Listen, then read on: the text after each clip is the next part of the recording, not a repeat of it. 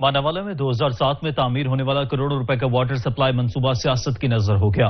ماناوالا کے شہریوں کے لیے صاف پانی بھی خواب بن گیا ہے۔ اہل علاقہ آج بھی صاف پانی کو ترس رہے ہیں۔ رپورٹ کریں گے میاں شیر محمد زرگر۔ ماناوالا میں 2007 میں تعمیر ہونے والا کروڑوں روپے کا واٹر سپلائی کا منصوبہ سیاست کی نظر ہو گیا۔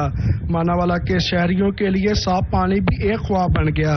کروڑوں روپے کی لاگت سے واٹر سپلائی کا منصوبہ شروع تو کر دیا گیا، لیکن ناقص پائپ اور نکارہ مٹیریل لگانے کی وجہ سے گورنمنٹ کو کروڑوں روپے کا ٹیکہ لگا دیا گیا۔ ماناوالا کے شہری آج بھی صاف پانی کی بوند بوند کو ترس رہے ہیں۔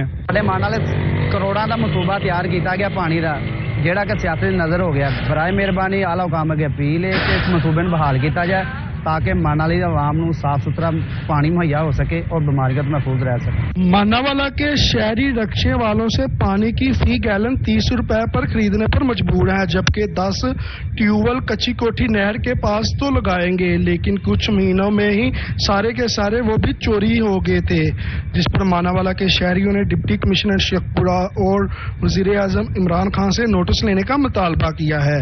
میاں شیر محمد زرگر، نمائندہ سچ نیوز، ماناوالا۔